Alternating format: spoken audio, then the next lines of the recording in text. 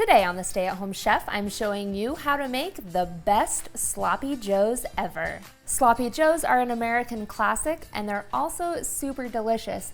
I have a few tricks up my sleeve to make these the best homemade sloppy joes you've ever had. We're giving a little nod to Cajun and Creole cooking by using their holy trinity. We have diced bell pepper, diced onion, and diced celery. These are not only building blocks of flavor, they also add texture, and let me tell you, it makes for the best sloppy joe mix. With this as the trinity of Cajun and Creole cooking, you can't forget the Pope, which is garlic. Get a skillet heating on the stove over medium-high heat, and let's get to cooking. We're gonna add in 1 pound of lean ground beef, along with 1 diced white onion, 1 diced bell pepper, and 2 to 3 ribs of diced celery. We're gonna cook all of this until the ground beef is cooked through and the veggies are tender.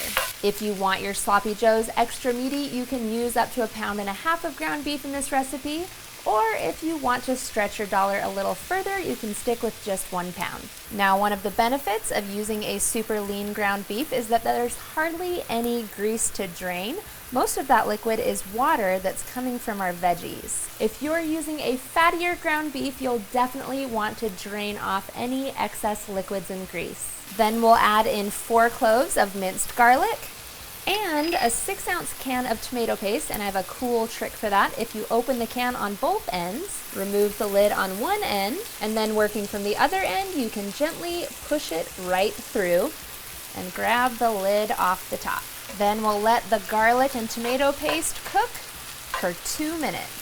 Then we'll pour in an 8-ounce can of tomato sauce, which is a tomato puree, or some places it's called passata, 2 tablespoons of Worcestershire sauce, 1 tablespoon of brown sugar, 1 teaspoon of ground mustard, 1 teaspoon of salt, and then this is optional, but I also like to add in 1/2 teaspoon of crushed red pepper flakes for a little bit of a kick. Then we're gonna let this simmer over a low heat for about 5 minutes. Then that is it. Toast your buns if you'd like, and then you are ready to slop on some joe.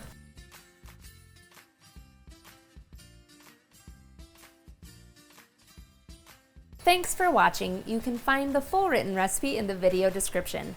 Be sure to subscribe, like, and follow, and check out the rest of my videos, where you can find hundreds of restaurant quality recipes you can easily make at home.